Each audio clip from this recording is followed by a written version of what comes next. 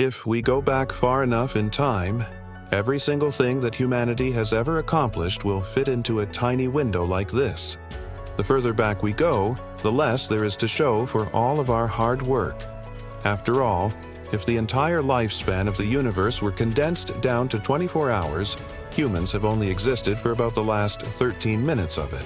But even within that tiny fraction of time, we've managed to accomplish some incredible things, not just inventing agriculture and the wheel and democracy, but entire worlds. We have built up magnificent cities that spread across great rivers and coastlines. We have designed massive machines that harness the power of steam and combustion. And we have explored strange new realms beyond our home planet. But despite our greatest efforts to leave our mark on the universe, it seems that everything inevitably crumbles to dust. So let's take a look at what it would take to build another civilization from scratch, and why exactly ours might be next. To really understand how difficult it is to build a modern civilization, we should first explore what made the earliest ones so special. There are plenty of different candidates for the first true civilization in the world. But one of the best starting points would be the Sumerians. By 2600 BC, they had settled along the banks of the Tigris and Euphrates rivers and developed a culture that was highly advanced by the standards of the time. Their city of Ur featured the tallest structures yet seen by man, ziggurats over 70 feet tall. They invented a system of writing using a wedge-shaped script inscribed onto clay tablets. And they created a number of useful inventions such as the plow, the sailboat, and the brick. However, many of these achievements came at a cost, and life for the average Sumerian was actually pretty terrible. For one thing, their kings engaged in some pretty heavy-handed oppression. And Mebarajesi, the ruler of Lagash, reportedly kept a massive army of foot soldiers and chariot cavalry who regularly went abroad to conquer nearby city-states and bring them under his control.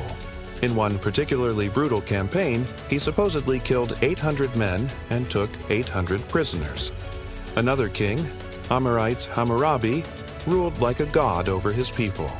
He established an empire around the city of Babylon and used military force to keep everyone in line. Famously, he commissioned a set of laws known as the Code of Hammurabi, which dictated punishments ranging from fines to exile to, yes, death. These laws applied to everyone in the empire regardless of social status.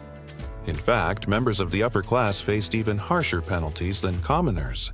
In other words, while the Sumerians certainly accomplished some remarkable feats of engineering and organization, it was built upon a foundation of subjugation and bloodshed, much like every other early civilization. The ancient Egyptians accomplished many of the same feats as the Sumerians, such as developing a system of writing, inventing the wheel, and building large public works. But they also kept slaves and had a strict social hierarchy that limited opportunities for most of their population. Meanwhile, the Indus Valley civilization developed sophisticated city planning and sanitary infrastructure, but they kept many of their workers in a state of servitude. Even the mighty Greek and Roman civilizations, often held up as cornerstones of Western culture, were built on the backs of slaves and conquered peoples. So, perhaps it shouldn't be surprising that, after thousands of years of this nonsense, we haven't quite figured out how to build a better system. In more recent centuries, we've started to make progress. Ancient Greece gave us the first widely adopted democracy, and the Roman Empire spread many of its innovations throughout the Mediterranean. Yet neither system lasted very long. After all, Alexander the Great essentially destroyed the Athenian democracy when he seized control of Greece in 338 BC. And when Rome was sacked in 410 AD, it marked the end of the empire as well. There's some debate over whether the Huns, Goths, or Vandals were responsible, but ultimately it doesn't really matter because none of these groups were able to hold on to the territory for very long. After Rome fell, Europe entered a period of decline known as the Dark Ages, lasting until the Renaissance in the 14th century. The Middle East saw similar setbacks following the Islamic Golden Age, which ended in the 13th century. Meanwhile, the Chinese Golden Age was interrupted by a series of rebellions and civil wars during the 16th and 17th centuries. As for the Americas, well, there weren't any advanced civilizations here until the Inca reached their peak in the 1400s, but their empire was destroyed by the Spanish conquistadors just 100 years later. It isn't easy to pinpoint exactly what caused these civilizations to collapse. Each empire faced unique circumstances and challenges, but many scholars believe that a combination of internal decay and external pressures were largely responsible. Take the Roman Empire, for example. Internally, it suffered from political corruption and economic inequality, while externally, it was bombarded with waves of Germanic tribes looking to make a new home in the fertile lands of the West. Eventually, all of these factors combined to cause the whole thing to grind to a halt. And while it might seem convenient to point to a single event such as the sack of Rome, the reality was much more complex. So, what makes us think that our own civilization will last any longer? Well, maybe nothing. Just because we've built bigger spaceships and more powerful bombs does not mean that we're immune to the mistakes of the past. In fact, we can look to history for clues about where we might be headed. One telling sign of trouble could be the current state of our politics. Many experts have noted the growing divide between left and right, noting that neither side is willing to compromise with the other. This lack of cooperation means that little gets done, which leaves everyone feeling frustrated and unheard. If this trend continues, who knows what might happen? On the bright side, though, historians tell us that a divided political landscape isn't necessarily a death sentence. After all, this happened several times in ancient Rome and Athens before those civilizations fell. But it also happened in places like the Byzantine Empire and medieval Japan, which went on to thrive for hundreds more years. Whether we follow suit depends on whether we can find a way to move forward together. However, we must also consider the risk of external conflict. Most of the major empires of the past were brought down by outside threats such as nomadic tribes, climate change, and disease. And today, we face similar dangers. Climate change is already causing major disruptions in regions around the world, leading to food shortages, water scarcity, and rising sea levels. As these problems become more severe, they will likely cause more competition for dwindling resources. And if tensions continue to rise between nations, even a small spark could ignite a global war. Thankfully, we don't have any major conflicts right now, at least not that we know about. According to history, calm.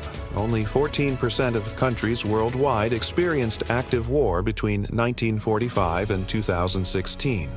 And for the most part, these were localized conflicts that didn't involve too many other countries. Only 12% of countries were involved in multiple wars. Still, this means that 78% of countries got involved in at least one war after World War II. And it just takes one large-scale conflict to undo all of our progress. But perhaps the biggest threat to our future comes from within. Humans themselves have always been capable of some pretty horrific acts of violence. And today we have more power than ever to do harm. Take nuclear weapons, for example. After the United States dropped 2 atomic bombs on Japan in World War II, more than 100 nations began developing their own nuclear arsenal. Today, 9 countries possess nuclear weapons and hundreds more are within reach. Even if nobody intentionally presses the button, accidents can happen. The Chernobyl disaster in Ukraine and the Fukushima Daiichi meltdown in Japan are grim reminders of how dangerous nuclear energy can be. And even a small accident at one of these facilities could put humanity at risk. Luckily, we have reason to be optimistic. Over the past few hundred years, we've managed to double our population 3 times and raise billions of people out of poverty. We've learned to harness the power of electricity, split atoms, and fly to the moon. We've developed vaccines that eradicated smallpox and antibiotics that save lives every day. Sure, we've also developed weapons of mass destruction and artificial intelligence that could eventually wipe us out. But we've also developed solar panels and wind turbines. We've mapped the human genome and sent rovers to Mars. Compared to the pace of discovery just 200 years ago, we're making some truly remarkable progress. Perhaps the best thing about human history is that no matter how high we climb or how low we fall, we always get back up and try again. For thousands of years, humans dreamed of immortality, searching for the secret to eternal life. And yet, we still die. The richest and most powerful people in the world spend fortunes trying to recapture youth, but no amount of money can stop the clock. Ancient empires may crumble to dust, but seeds from the survivors will grow into new civilizations. If our time comes, then it will be up to future generations to pick up the pieces and start anew. If they follow in our footsteps, then they might just be able to create a world that's even greater than ours. Click here to watch one of these next videos and let us know in the comments section which civilization you would bring back to life if you could.